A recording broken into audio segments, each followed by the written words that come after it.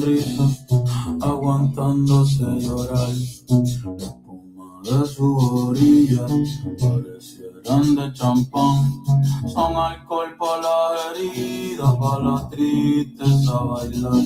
Son alcohol para la herida, porque hay mucho que sanar.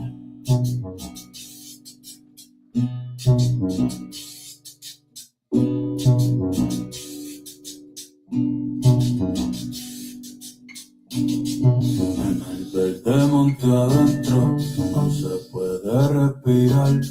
Las nubes están más cerca, con Dios se puede hablar. Soy el jíbaro llorando, otro más que se marchó. No quería irse volando, pero el corrupto lo echó. Y no se sabe hasta cuándo quieren quitar. Esto fue un sueño que yo tuve.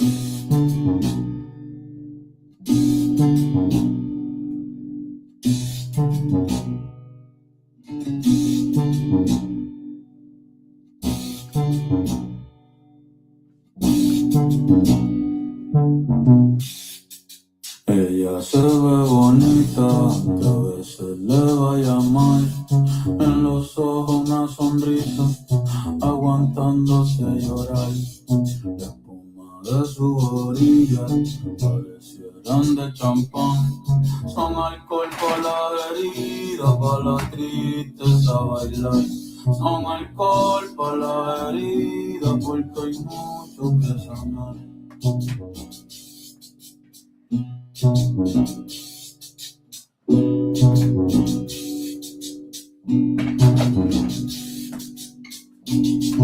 En el verde monte adentro no se puede respirar. Las nubes están más cerca, con Dios se puede hablar. Soy el jíbaro llorando, otro más que se marchó. No quería irse volando, pero el corrupto lo echó.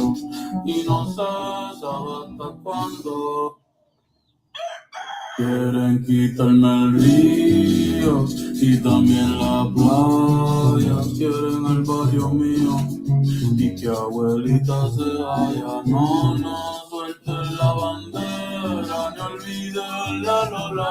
Que no quiero que hagan contigo lo que le pasó a Hawaii.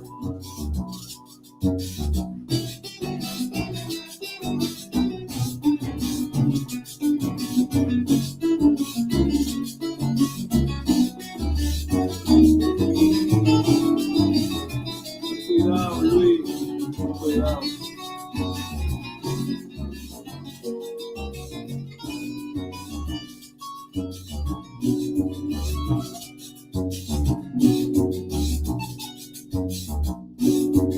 Aquí nadie quiso irse, quien se fue sueña con volver. Si algún día me tocara, que mucho me va a doler.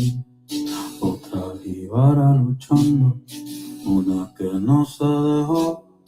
No quería irse tampoco y en la isla se quedó.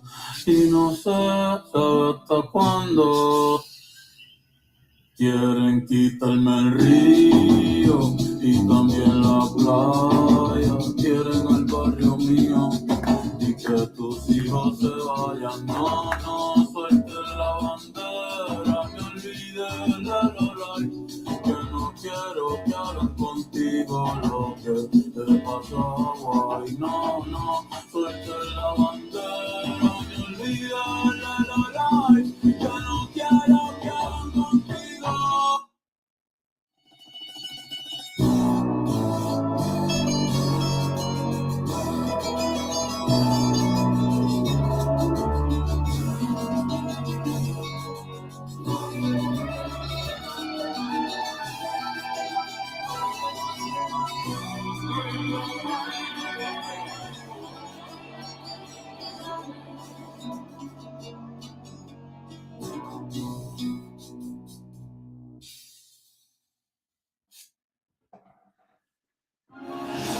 In a world where January is...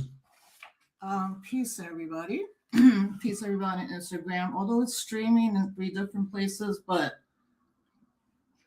first and foremost, my name is Rosa Clemente. I am doing these pop-up kind of things on my show, Disrupt the Chaos. I have spent, usually I have somebody that will be like, I can hear you, you sound good. Somebody on Instagram gave me like a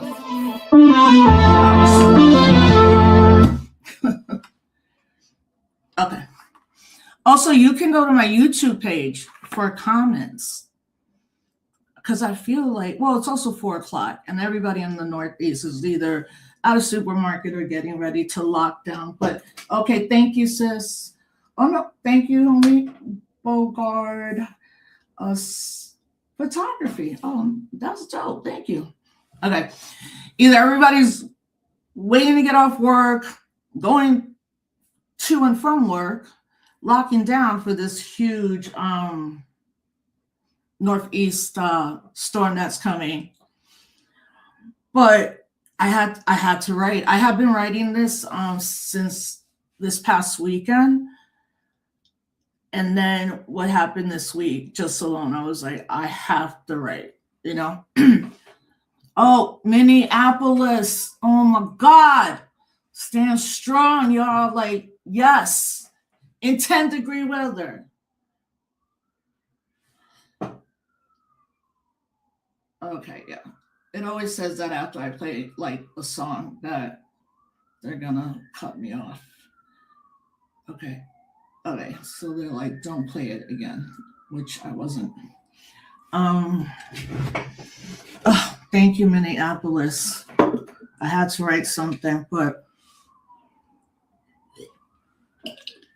just a quick reset. My name is Rosa Clemente, here in Albany, New York. This is Disrupt the Chaos. I've been doing some pop-up ones just to like stay on top of really certain things. What up, Sayla? Oh, I love that. So I understand that it's for and people are either getting ready to go home, coming to work, going to work. Plus, there's this huge storm coming that's really going to impact the Northeast. I live in Albany, New York, so I'm always like, what's big? But they're saying this one is big. I think that I do not have the concept of time anymore. Like, what time is it? What day is it? What crazy, incoherent, senile-minded gonna say today? And I feel like everybody's feeling that way. And it just gets worse and worse. Okay? As a historian, I'm like, they're all bad. I think today it got real, like real, that they're coming after organizers, activists, journalists, professors, teachers. They out in full force. And the thing is, they're doing it in democratic states. And now democratic states don't have the capacity to stop them. Because if they go talk this in Iowa or Utah, the people that would be like, this is amazing, arrest more of them, please. You know, like, arrest them more. We're done with all that stuff. And I've said it from the beginning. This game's going to change when they start arresting organizing activists and saying, I'm arresting organizers and activists, and then putting pictures on their website, taking pictures with the 2 sisters that you just had arrested on some Assata Shakur is in the wheelchair getting wheeled to the hospital. And the New Jersey cops are taking pictures of her as she's dying. She didn't die. She lived. But she almost died. And she made it to Cuba and lived the rest of her life there. And what a sacrifice. A sacrifice.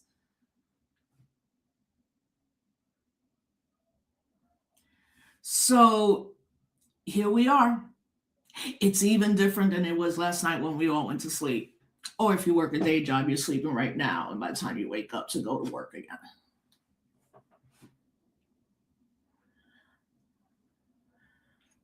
We still have political prisoners from the 60s and the 70s that Jericho movement is trying to get out. Most people know Mumia Abu-Jamal, and yes, as well as Mumia Abu-Jamal. So now it's going to be younger people, but this is when they started. No, I haven't seen that AI modified photo. Thank you for pointing out it's AI. I'm really getting good at understanding AI. And yeah, I need to do a week on that alone. Right. And then, which has not been getting a lot of coverage. Oh yeah, drop that in the link so I can see it. I mean, I'm not going to share it. Well, if we drop it, is it going to be shared? I don't want to see it unless it's real. But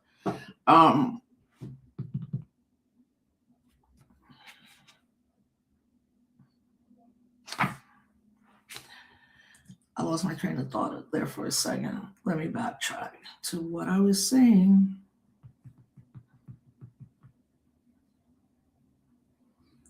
Every movement wins when it gets out all its political prisoners. So we got elders in there that are in their 80s. Luckily, the Jericho movement and 30 years of organizing. This is crazy. I don't even know how that got turned on.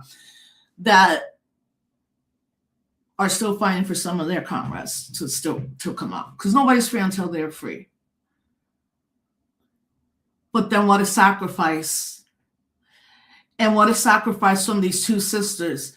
First of all, nobody goes into a church protesting that they think they're going to be arrested by the police. And people like, it's never happened. It happened mad in the 80s when ACT UP was at its peak around the AIDS epidemic, and George Bush and them not doing enough. And they started an organization called ACT UP. And they would go hundreds in like St. Patrick's Cathedral, all the way to small churches. Philippe Luciano and the Young Lords took over a church in East Harlem. Check out the Daughters and Sons of Borinquen, who's been very dope at bringing in a new generation or new people into that next phase of work. Felipe Luciano says, all I knew was I got to start getting hit with calidambras, like the things that hold the candles, and that he was sleeping on his own blood. But before Felipe, it was Chacha Jimenez in Chicago when he met Fred Hampton. When Fred Hampton created the Rainbow Coalition, the Young Lords were part of that because they were comrades. And Chacha decided to take a street organization into an organization called the Young Lords Party, or the Young Lords Organization, putting in for the difference in the Young Lords Party and the Young Lords Organization, right? So these are two seasoned activists and organizers, but if they're going up in churches and people are like, they shouldn't have come in there. And I'm like, absolutely, you should go in there. You know why? Because all churches are nonprofits. You're all nonprofits, which is why you see a lot of church people flossing, because they're taken from us and they're nonprofit and don't have to pay taxes. So that's a public space if it's brick and mortar. But they were looking to do this anyway. So I think if we were to recap this week, I would say that Donald Trump trolled the entire United States, the movement, and the world. He says some crazy shit like, I'm taking over Greenland, when he knows you can't do it, or he knows if you attempt to do it, maybe one of his Senate or their cabinet members, two of them got together and were like, yo, this dude's got to go. Let's invoke the 25th Amendment and remove him right now. Of course, they're not going to do that because they're sycophants for this crazy cult. Like, oh man, I keep trying to think of new words for all of them. So I think it was a troll, because all of this Greenland and the World Economic Forum, which in itself is a white supremacist international forum for capitalism, you know. But it was interesting to see these European leaders be like, yo, we get nah. I mean, I have to say, I'd like the response from Denmark's president, where he was like, well, in the words that you will understand, fuck off. I was like, yes. And none of these European countries are without shame. None of them would exist without 400 years of an African enslavement and the killing of indigenous people. There would be no World Economic Forum at Davos. So he's trolling the ICE and all of them like, while I'm gone, y'all do what you do, and I'll get the news media to cover on that shit, and y'all step up. And how did they step up 2 days ago? They released some green and white type of chemical that Department of Homeland Security is not saying what type of chemical that is. And then there's another, I think he might have been a photographer. I've seen a photographer. I've seen a journalist hit. He was like, mad people were on top of him, and then they sprayed directly into his like face. So this is happening, right? He's over there. And then what happens?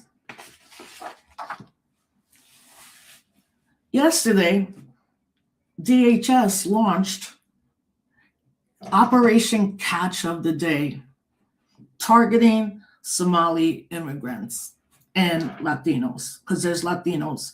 Maine is mad small, just like Rhode Island, but there's a lot of Latinos in both of these states.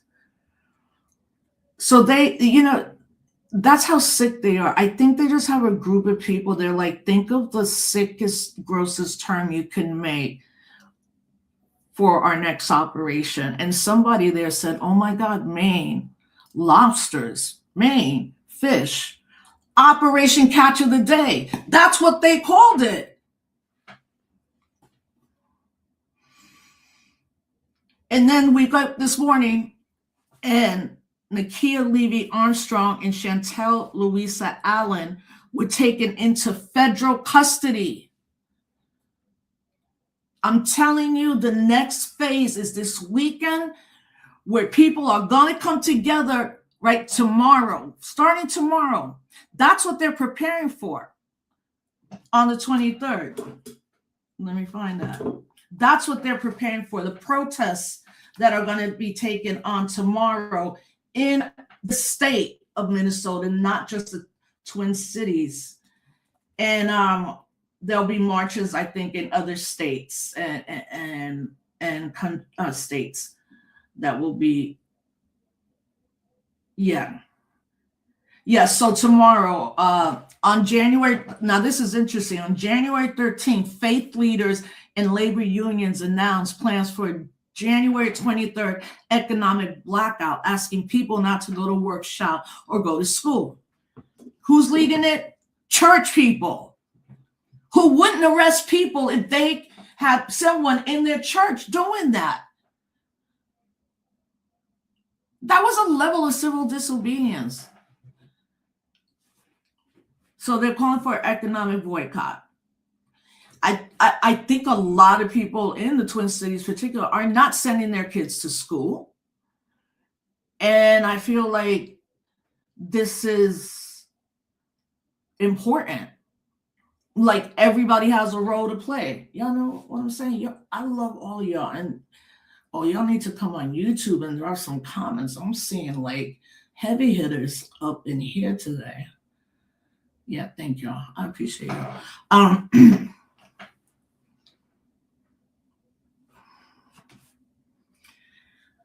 This is where we're at, fam. So I'm gonna read. Now I'm gonna tell everybody this from the get-go. I don't write for anybody. I've never written for anybody, like, per se. Like, I've never pitched a story for the most part. Like if I was covering something, I would be like, yo, by the way, Davey, tomorrow I'm gonna send you this footage. Can you have me on tomorrow, kind of thing. But I write rarely because I actually despise the process of writing. When your seventh grade teacher says you're not going to be a writer or not good, it always sticks with you. And I just remember a teacher telling me that. So I probably internalized that for the rest of my life. But, you know, that's why it took me 5 to 6 days to finish it, because I was, as things were changing, I was like, oh, I got to change some things here. Okay. So I posted it. I hope somebody tell me the link in bio is working, because it's the first time I posted. Usually I would have somebody to do that for me, but I don't. So I hope somebody here or here can be like, no, it goes right to your link. And if it doesn't, just go to rosaclemente.net and it's up there already. All right. I'm reading it out loud because I'm going to take this audio of reading it and send it to some people that said, yo, if you do an audio commentary, I'll play it. You know what? But before we get that, I would be remiss, fam, if we don't talk about Keith Porter, an African-American man that was killed by ICE on New Year's Eve. And in fact, I'm going to share the screen a little bit to show Black Lives Matter Grassroots and the founder of it, Dr. Melina Abdullah. And Melina, that's why I was texting like mad. She was probably like, why are you up? It's only 12. Because I sleep the opposite way. With insomnia, I stay up to like 4 a.m. and then I sleep. Okay, and I have to play this. So I'm going to share the screen because this is not getting the amount of attention it should be.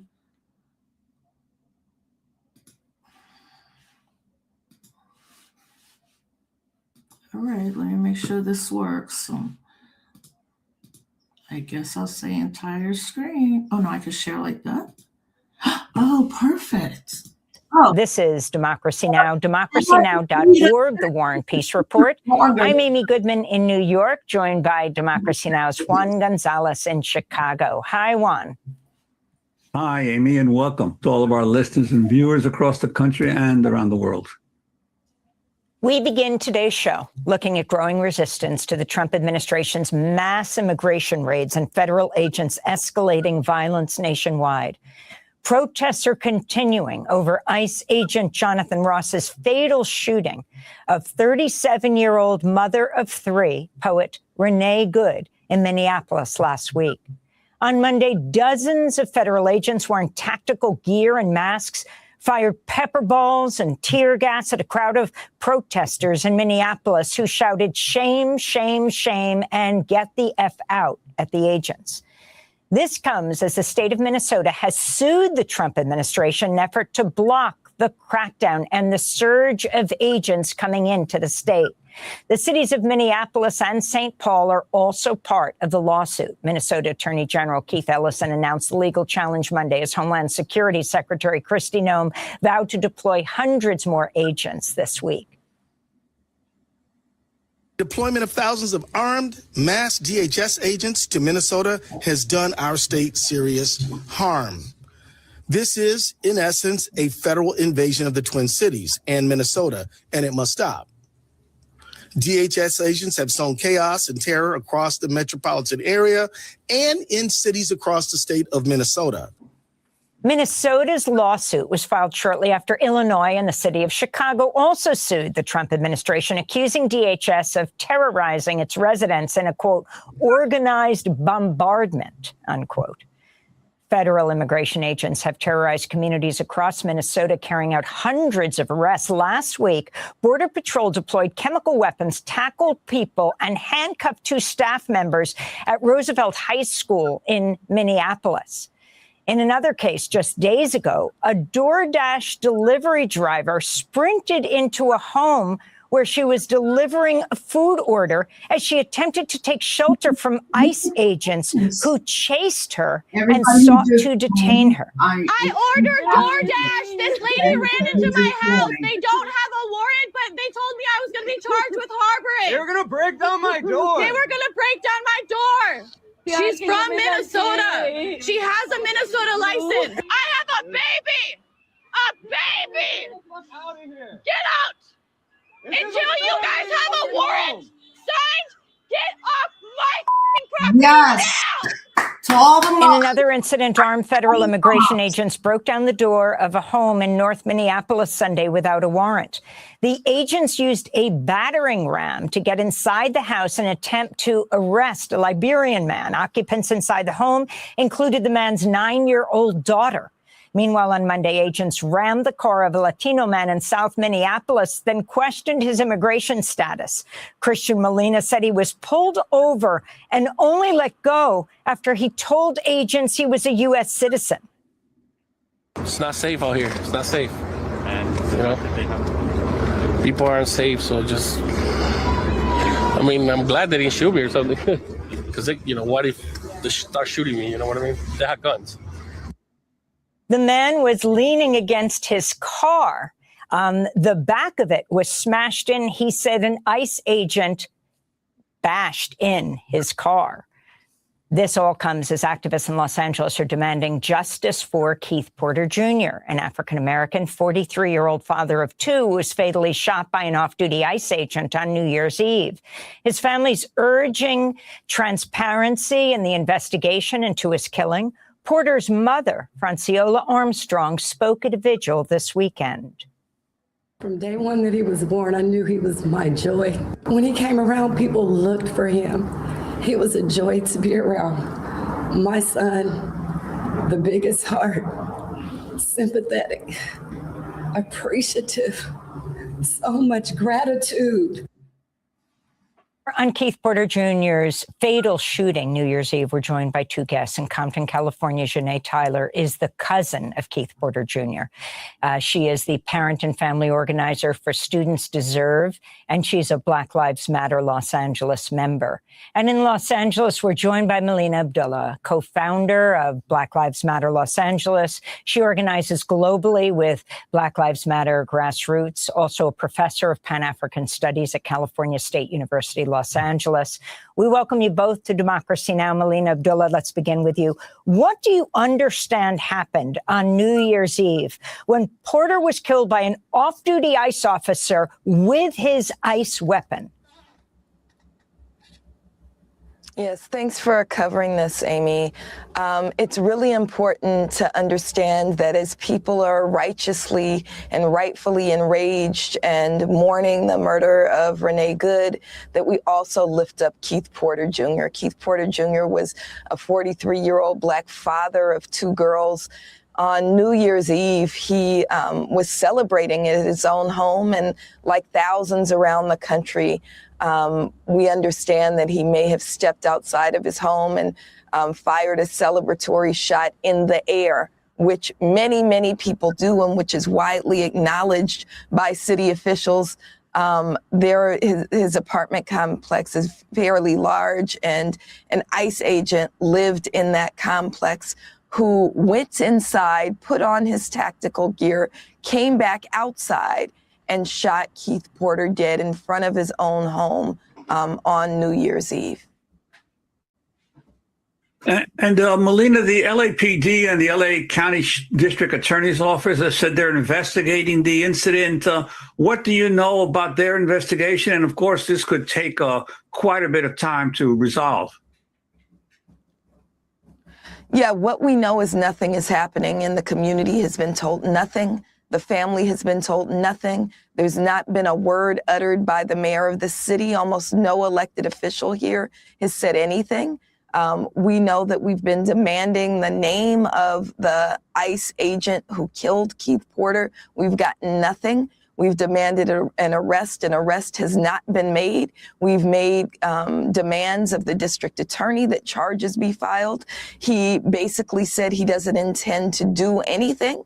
And so the community is going to have to mobilize. We've been mobilized since day one, but we're going to have to add increased pressure on our elected officials. We have an absolutely terrible chief of police, Jim McDonnell, who was collaborating with ICE when he was sheriff of the county, who is refusing to really do anything to honor Keith Porter. Instead, early reports, when they were asked for comment, early reports hailed the gunman, hailed the killer as a quote unquote hero, and called the victim, who is Keith Porter. Keith Porter is a victim, called him a suspect and an active shooter. And so it's disgusting. And we have several demands that we're making that the murderer who killed Keith Porter be named, arrested, and charged, as well as they stop with the character assassination of this Black father worker, loved by his community and the only child of his mother. And so we're creating the pressure because ultimately it's going to be the community that steps up for Keith Porter. I'd like to bring in Shanae Tyler into the conversation as well, the cousin of Keith Porter Jr. Our deepest condolences on your cousin's killing. Could you tell us a little bit about him and how your family learned of what happened? Oh, my goodness. First of all, I want to say thank you to you guys, and thank you to Dr. Molina, because she just centered everything that we're asking for as a family. Keith was an amazing human being. He was a girl dad. I keep saying that because the most important thing to him was his children and his family. He loved on everyone around him. He was always the life of the room, not just a party, but in any room. When he walked in, he brought joy. He always had a laugh, a joke, a smile. He was the one that uplifted others, and unfortunately, he's been stolen from us. And what information has your family received since the killing? None whatsoever. We've not received any information in regards to whether there'll be a full investigation or not. Again, like Dr. Abdullah said, they've not named the suspect. They've not arrested the suspect. What we do know is that night procedure was not followed. Even after the ICE agent finally went ahead and called 911, I had to sit and watch video that was shared privately by a neighbor of them calling for him to surrender or shelter in place, which is an oxymoron. You can't do both. And as it stands, he was already presumably dead. There was no medical aid or emergency services on site that could have maybe saved his life. And so we know that night, Keith was celebrating. He was waiting for, company to come. His girlfriend, the young lady that he's been dating for a long time now, the reason that he moved to the Valley, he moved out there for love, to be close to her. And, he sent her for the food pickup that evening. And she got a call, when the place wasn't open where they decided their New Year's Eve meal was going to be from. She's tried to call Keith, and when he didn't answer, she immediately returned home. And by the time, just that quick, that she had left and come back, unfortunately, he had already been stolen from us. He had already been murdered.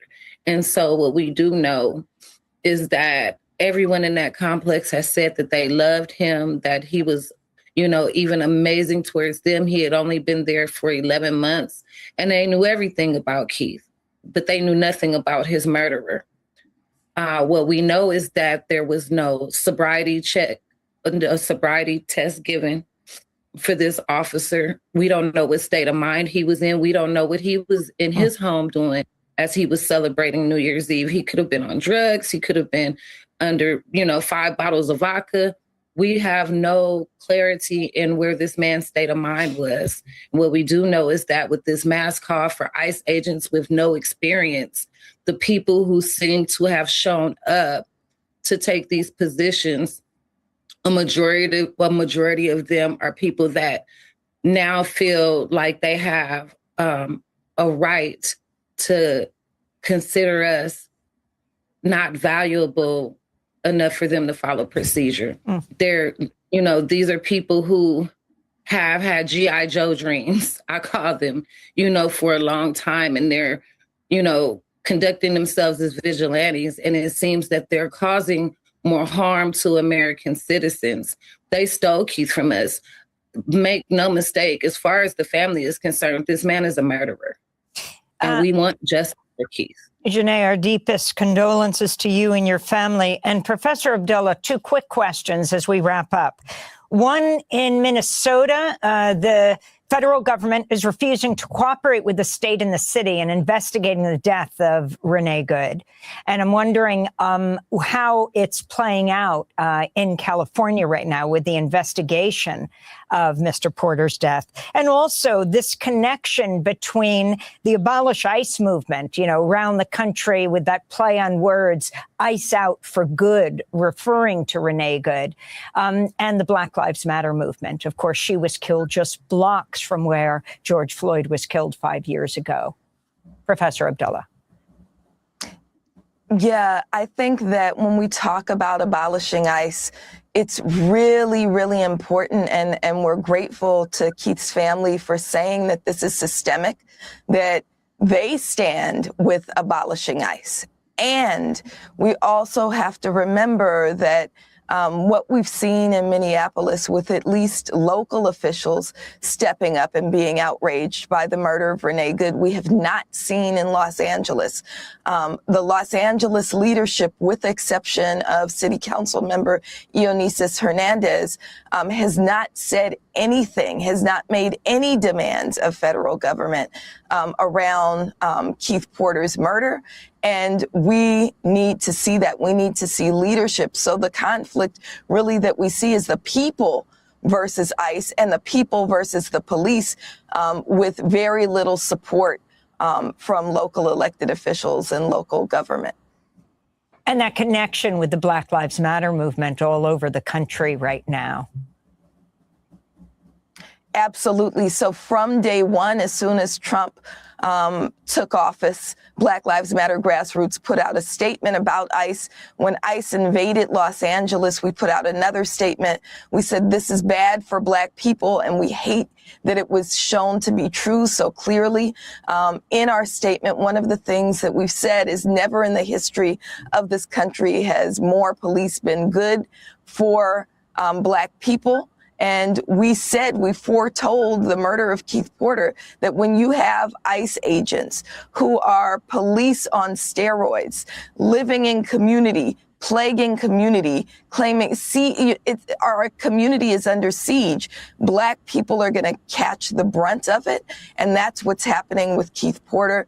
One, if there's a silver lining, it's the solidarity. And so we're really, really grateful that Black community and brown community, as well as visionary and progressive and courageous white allies and allies of color, have stepped up. And we've all said ICE out of LA and ICE out of everywhere, as well as an end to policing that steals the lives of our people. I want to thank you for being with us. Professor Melina Abdullah, co-founder of Black Lives Matter Los Angeles, teaches Pan-African Studies at California State University, Los Angeles. And thank you so much to Janae Tyler, joining us from Compton, California, cousin of Keith Porter Jr., killed by an off-duty ICE agent on New Year's Eve with his ICE weapon. As Iran... Reset. Hey, everybody, my name is Rosa Clemente. I'm an organizer, activist, producer, professor, and an outraged mother and an outraged human. And I'm realizing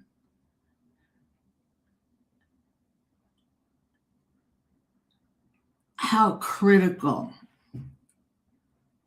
Wait, hold on, because I see this. We're getting together tomorrow. Oh, for Albanese. Oh, you know what? Lots of English 781. Hit me with the details at Clemente Rosa, no space, at Gmail. Send me all the information. I appreciate you. You don't have to go either.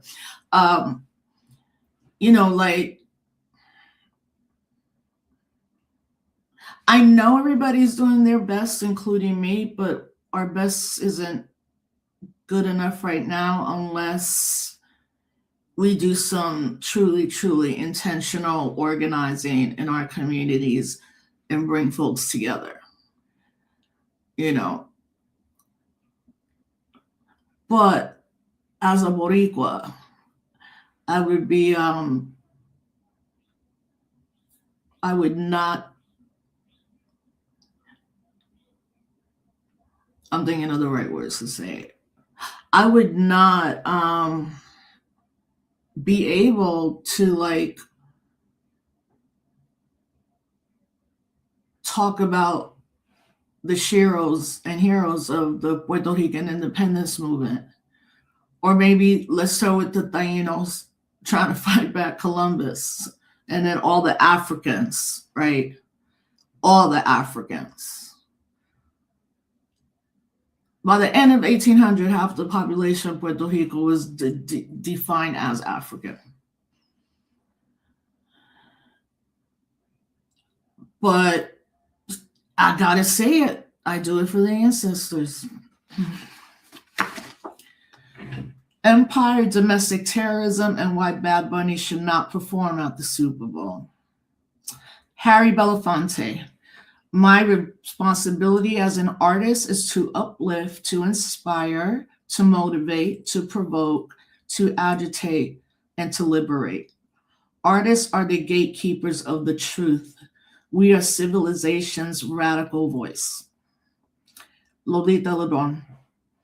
Before God in my world, my body claims independence of Puerto Rico. I give myself for the freedom of my country.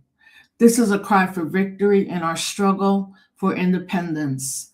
The United States of America is betraying the sacred principles of mankind in its continuous subjugation of my country.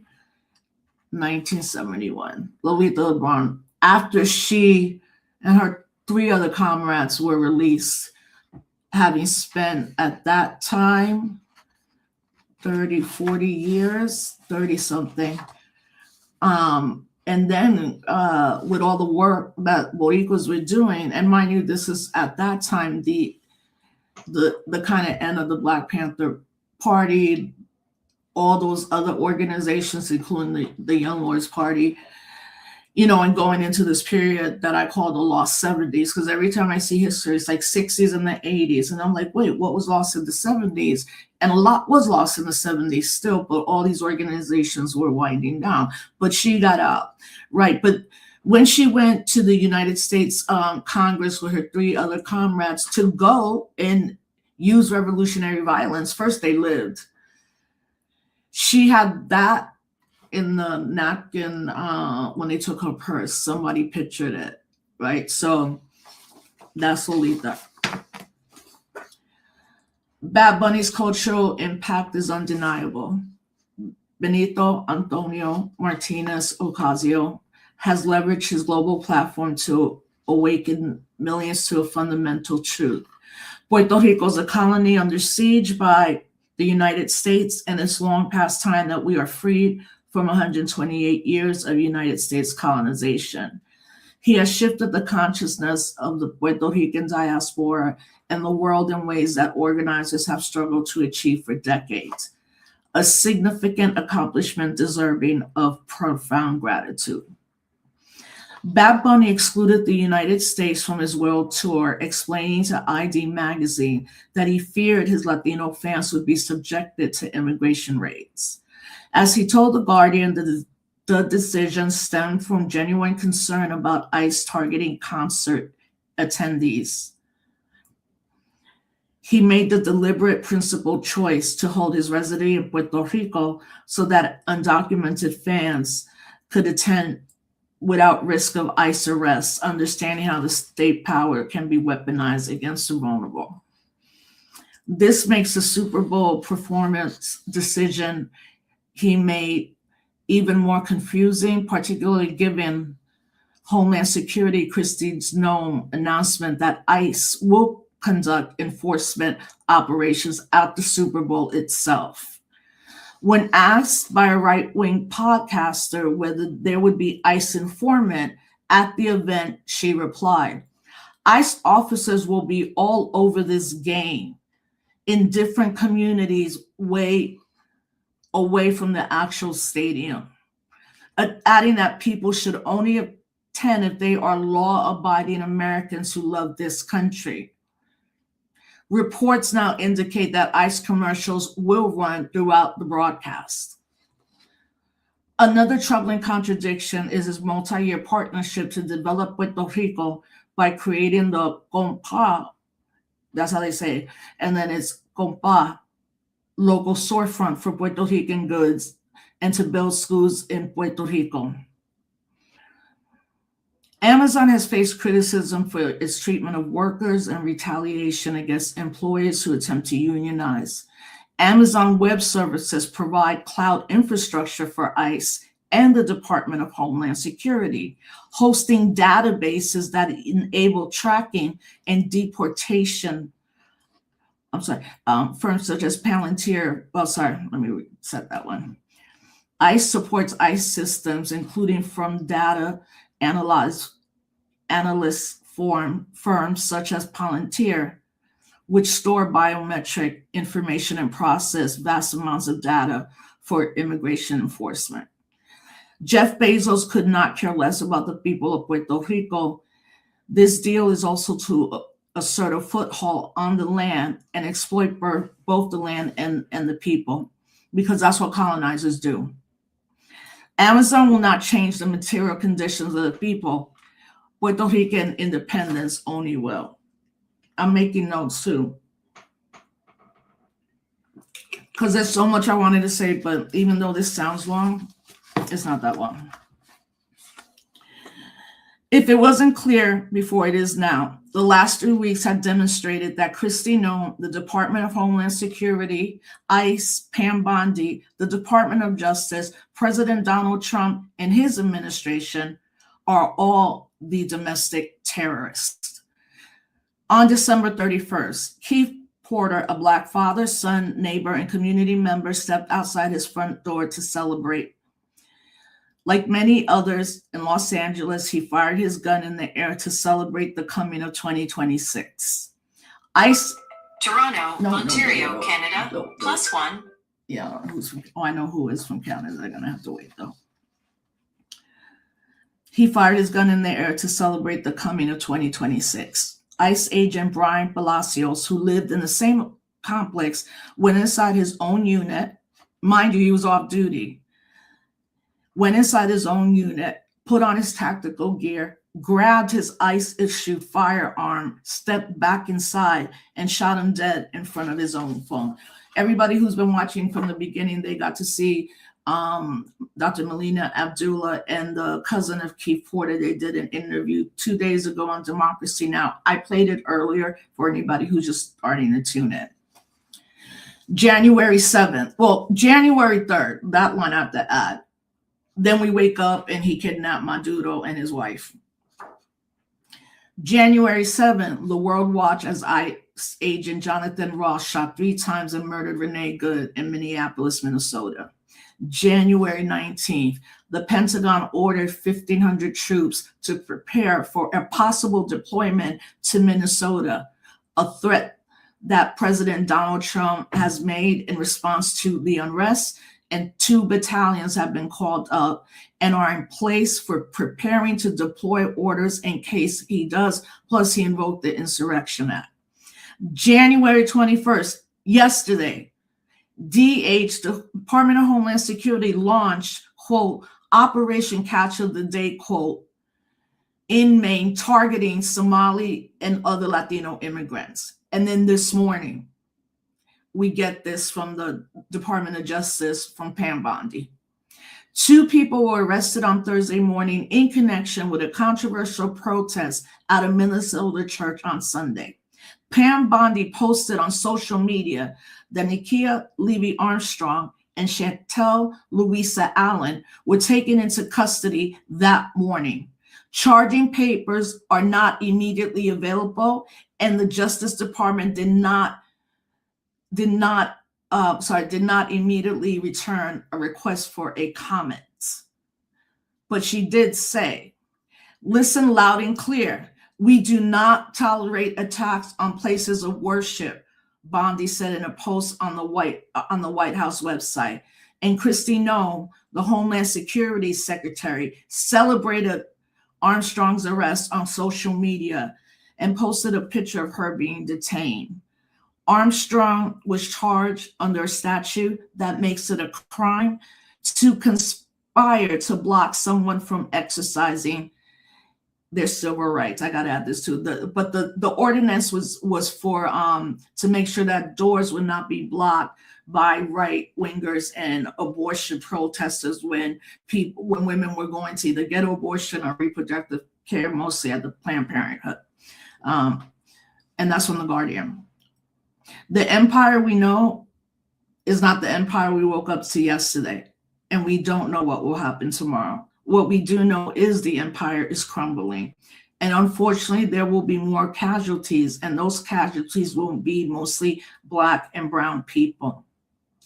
The Super Bowl holds the empire. It is more than a football game. It is the display of American nationalism, militarism, imperialism, and patriarchy. The NFL as an institution has historically profited from commodifying the bodies of Black and brown players. Black Bunny cannot claim to stand against U.S. colonialism while serving as halftime entertainment for the most visible celebration of that dominance. To take that stage is to provide a veneer of cultural and political progress. Bad Bunny, Benito has a choice to make. This is the moment where his words meet the politics of now. Choose the moment over the spectacle, the community over the corporation, liberation of all our people over celebrity. Choose the people and tell the NFL to fuck off. Trust me, you will be remembered more for your decision to stand by the politics. You will be remembered more, not your performance, but you yourself. I'm ready for all of it. I'll wait until tomorrow to see how many, maybe they're already coming up, hate messages I'll be getting, but like for real, I don't care. Like, I've been not ever reading comments. So now reading them when it's like something like this, I'm like, I'm good with it. You know, because like I get it, people are in their feelings.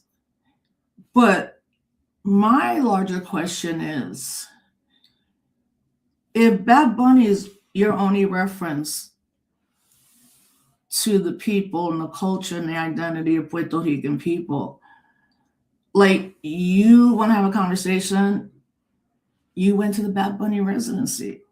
Nice. Did you like it? Yeah, you know, I spent mad money on it. And I said, I'm doing this right now, improv. And then I say, man, I wish I would have gone.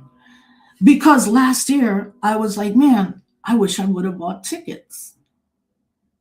I would have came to this conclusion eventually, but I was like, what? And plus, like, you know what it is? He's not a political leader. So I'm like, you made a really good album, a beautiful album. You know, that's all good. And because he has been so strong in talking against the colonial condition in Puerto Rico. And then I said, oh, well, he's still young. He's 31. And I said, no. And then I said, wait a minute. When did I ever even think like that? And then I was like, yo, these people are terrorizing children all over this country. Just because the camera hasn't been there doesn't mean that things are not happening. In fact, in Maine, it might even be more brutal because everybody's going to be focused on Minneapolis. But look, right now, Minneapolis is also grappling with however people feel about their elected officials. I mean, they're all Democrats. So nothing the Democrats do ever surprised me. This one surprised me. And then I went back to after Reconstruction and this period where African-American people were beginning to thrive. And there were more than 2 senators in the actual U.S. Senate. I mean, all the states hadn't joined it or had been taken over and made to join. You know,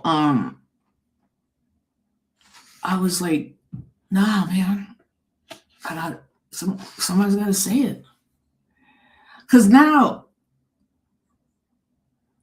and I'm not a Democrat, you know, I ran on the Green Party. I support the Green Party. I give them money and I give the Party for Socialism and Liberation money, and I don't F around with DSA. And I know that's someone that took away AOC's endorsement and people feel fine with that. Or then Mondami and them, you know, like the crazy thing is he really didn't say anything that revolutionary, right? Like, yeah, people need fair housing and they need free buses. Only time will tell. That line from Mondami is going to be the next time an NYPD officer kills a black or a brown person. That's how I be thinking, like, because what he does that day will be defining his mayorship. And also, look up Howard Jordan. Howard Jordan's, I would say the 60s generations, been on BAI forever. He's always really supported me, given me advice, or had me on his show a lot. And I just saw this post where there's apparently like no Latinos, or maybe a few only in Mondami's, the people he hired, his team, his closest team. And I was like, that would not be surprising to me. Even though if you look at the Puerto Rican history from the early 1900s, so I would say to the 2000s, before gentrification really hit hard, Puerto Rican and African Americans were always protesting together and protesting all the same systemic conditions, you know? So that's why I'm always like, I don't look to elected officials to solve anything really.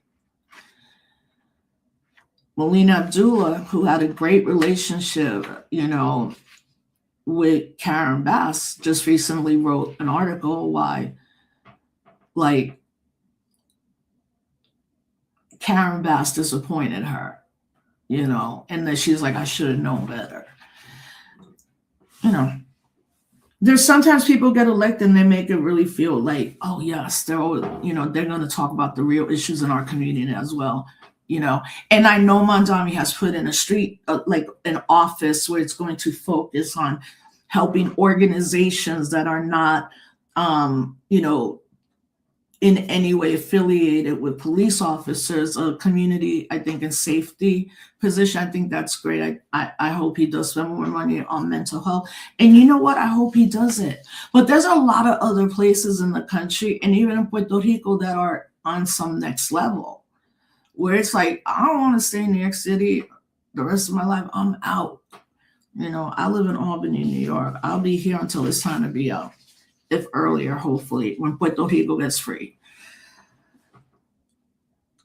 Yeah, so there's investigations against the mayor, the governor, and the attorney general, Keith Ellison. Like, what more are we supposed, like, people who don't have our politics, what more can we tell people? I'm actually asking that question. I'm gonna look if somebody asks me on, or someone on YouTube, like, I need to know, like, is it a massacre? Is it, I mean, the country's still humming on with the arrest of 2 activists. Like, is it simply a numbers thing? Is it just that we actually have more people that are more like, quote, used to be progressive, then went to liberal, then went to moderate, and now are like on this crazy side? I don't know. Like, what are we supposed to be doing?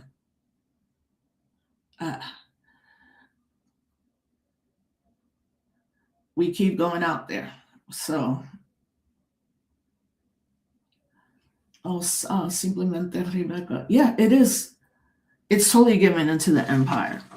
And then people are going to be like, oh my God, he makes so much money. Absolutely. For the, the Airbnbs, I mean, the money that they say he put into the economy. They do this now with all artists. They did it with Taylor Swift, right? Now they're going to do it again at the Super Bowl with Bad Bunny, so.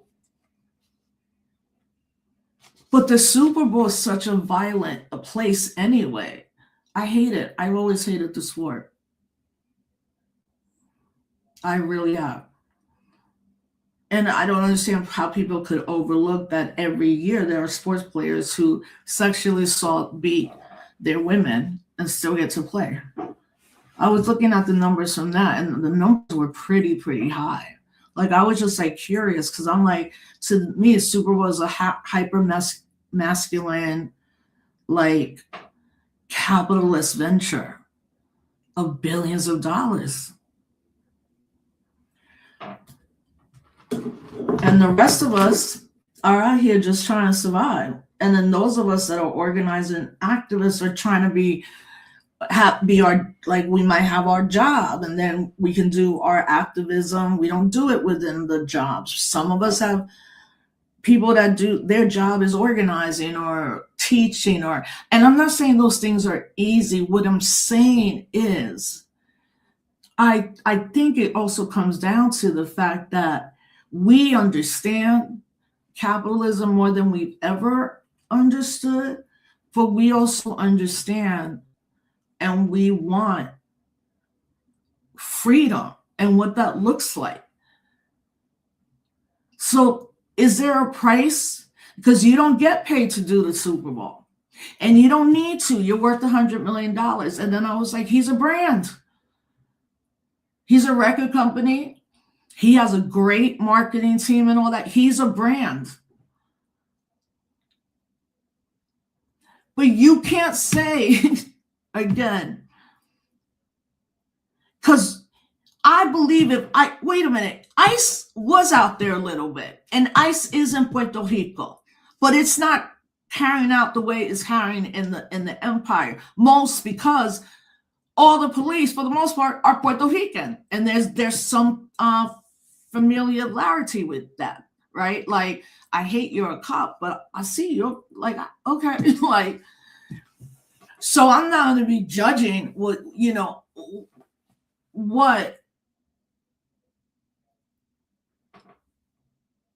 I'm not going to be judging the way that residency,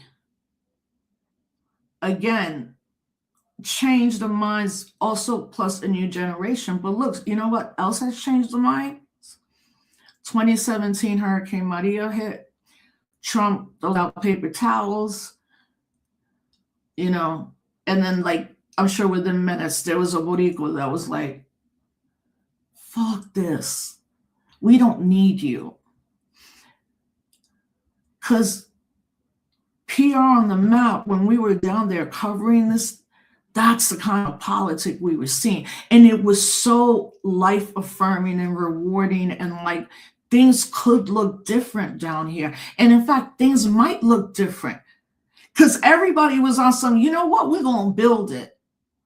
We're all going to the entire community, we're going to build Abuela's house, number one. The younger people can wait, we'll get there. And literally do that in almost all the towns in Puerto Rico. Because if you live on the island of Puerto Rico and you've been there your whole life, for sure, if you've been there even 15 years, the economic conditions were always terrible. That's a reason hundreds of thousands of Boricuas came to the United States. from the 40s to the 70s and what people say of forced migration. Like if you ask those elders and you're like, yo, if you had a good job and infrastructure was good and the schools are great, would you leave Puerto Rico? They'll be like, hell no, I'm staying right here in my homeland.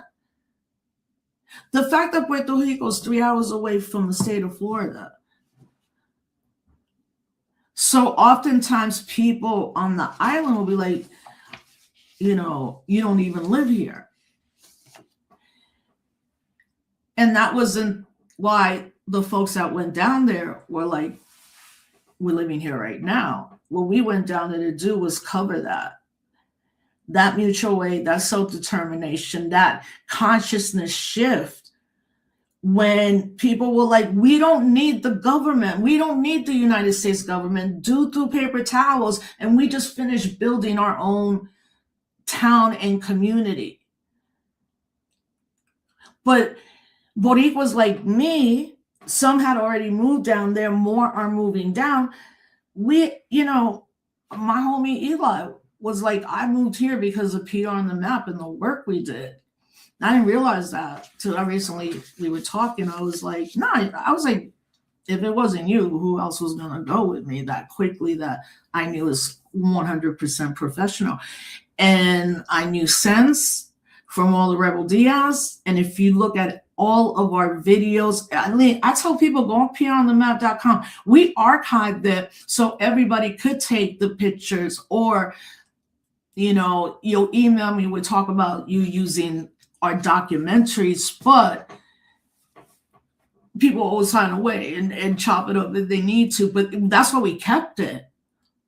And every time I'm like, I'll just look now on the website and be like, yo, we did this with 7 people, purposely brought everybody else, Eli, too, that was younger than me. I didn't want to bring anybody from my generation. I was like, I ain't trying to hear you complaining and things and the water. No, I want to take younger people. And I hadn't worked with any of them. And I don't think we had worked together. And now 10 years later, to see all of them in this like next level of who they are is beautiful. So I think the one thing that we always have to do as Puerto Ricans here in the diaspora is be like, what the only reason is a 3-hour flight, the economic conditions, understanding that Puerto Rico, like people between the age of 18 and 30 are fleeing en masse. They got to work, they got to go to school, you know, infrastructure and all of that, because of our colonial condition. So he gets it. Unless he, like, I have no illusions that someone's gonna be like, Bad Bunny read your article. Come on, there's Bad Bunny.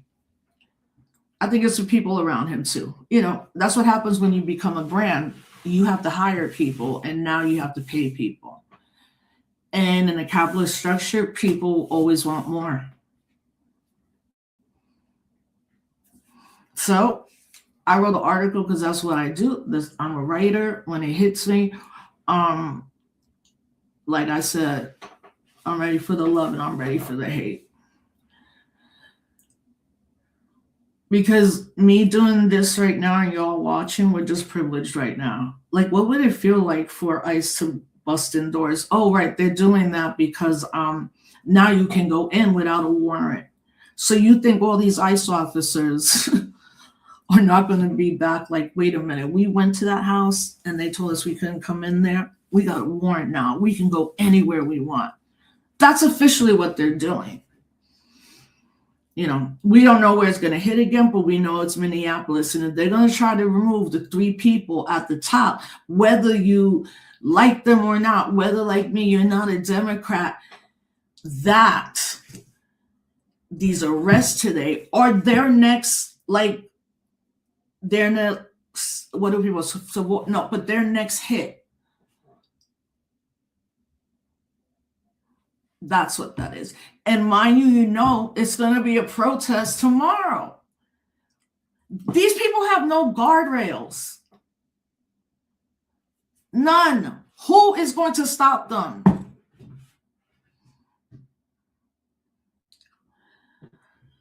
don't go out there if you're not with a crew, and don't go out there if this is your first time, is you might not be able to withstand what they're going to bring, which is new chemical agents, which is ramming people now with their cars. I mean, they murdered a white woman, so that's already gone for white people who are going to be in the streets too. They're going to try to divide people, you know, or they might very well arrest a group of people tomorrow and call them domestic terrorists and take them into custody.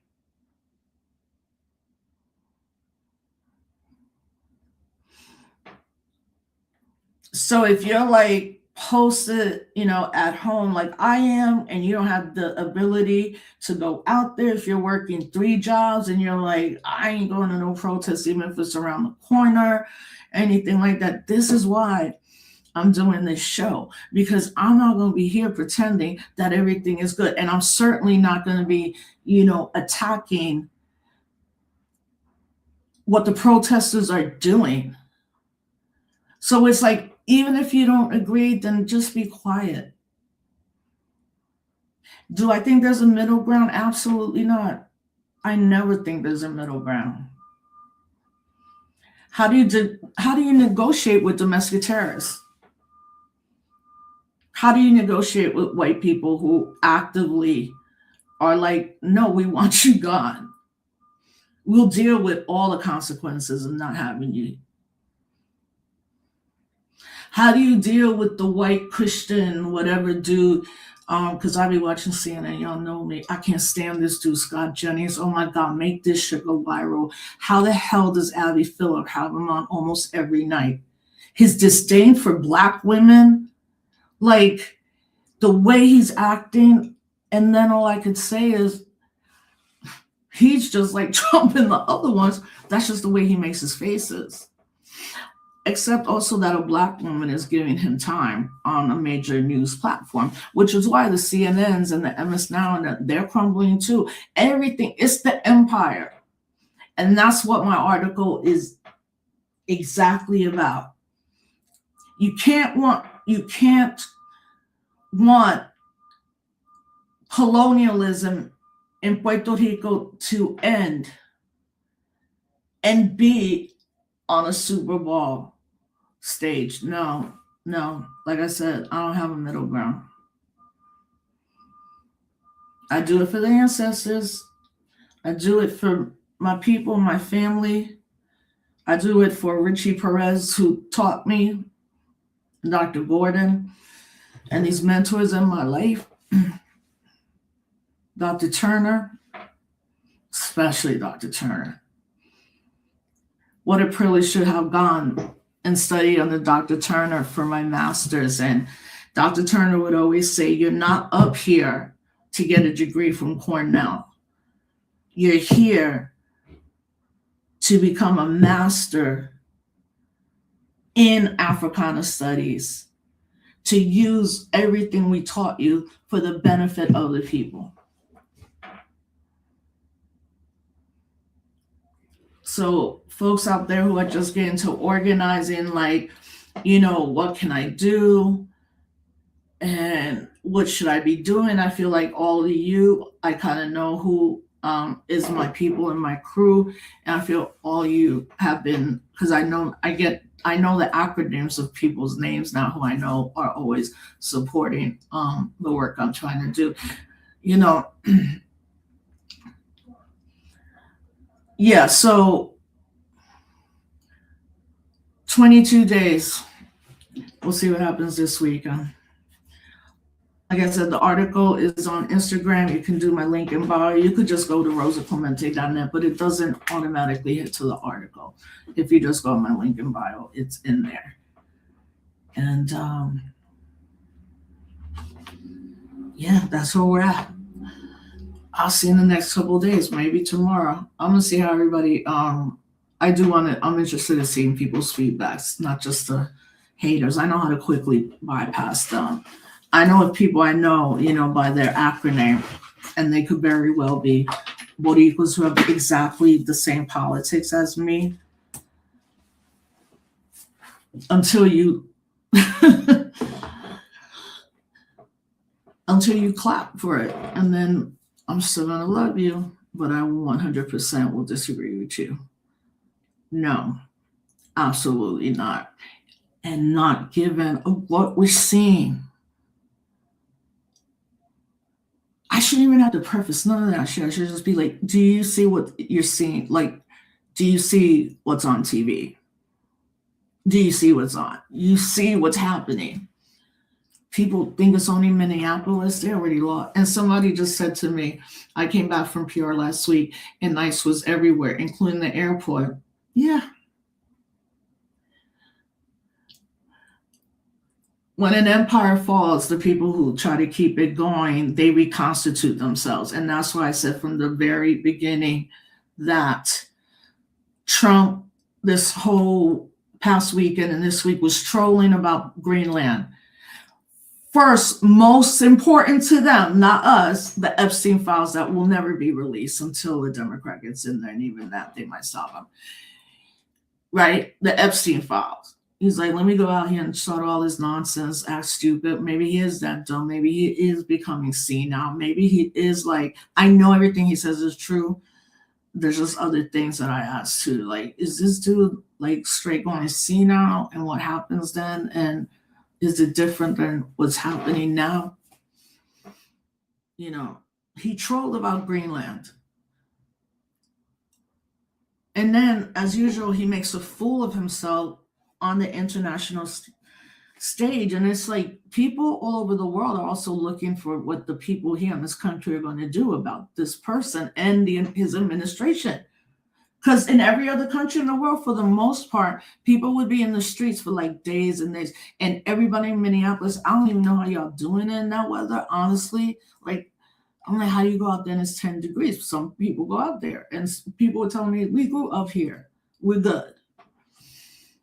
You know, and this is impacting everybody, you know. But look, if you want to free Puerto Rico, maybe just have a conversation with it with some of your people.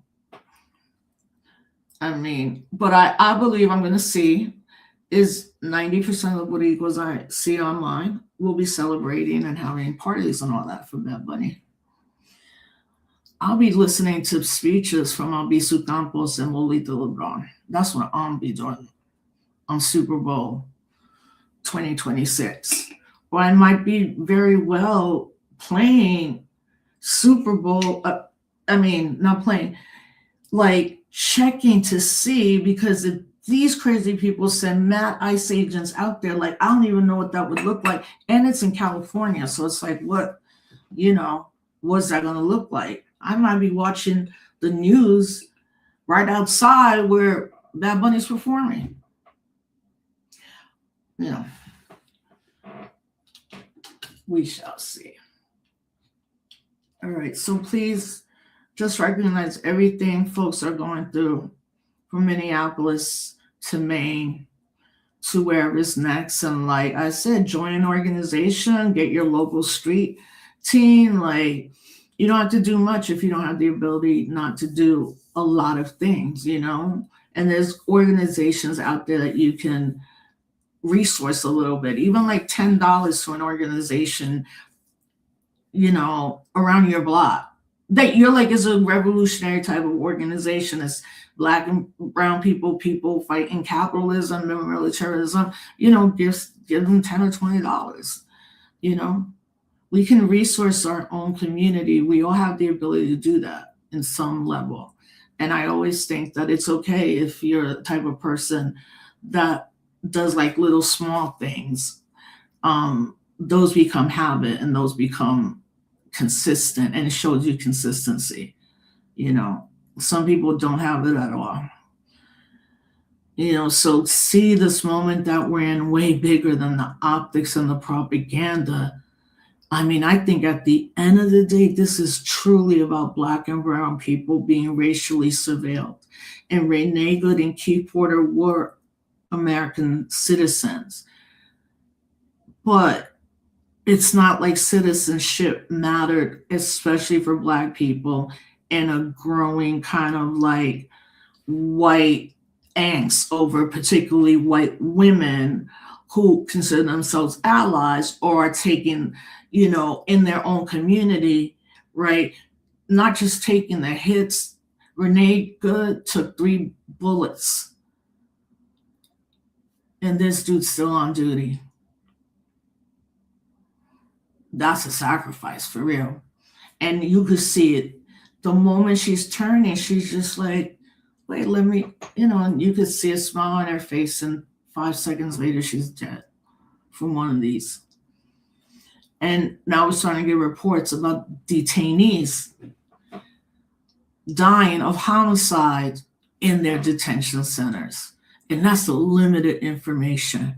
So yeah, he trolled. His administration is very good at it. Most people fell for the bait and not remembering all of that puts everything else on the back burner. He's a master at it. He's a master of propaganda. And lastly, he's a master of money, because already he has made $1.7 billion from his presidency, which is only in year 1. And I'm not playing. Go to Democracy Now! To watch that story too. All right, everybody. Thank you. Thanks, people. DM me if you want an interview. Share it. Put it on your website. All good to me. And also Instagram always. Okay. Oh, and thank you, Rainbow 692. I appreciate you. Be safe out there. Selah. Oh, National Congress for Puerto Rican Rights will rally. Oh yeah, absolutely, in the streets against Rudy. Yeah. That was Richie of Panama. And then Selah. My questions were so Democratic, co-signing funding, because it's a Democratic Party. I don't need to tell you that though. Like, no, for real, it's them.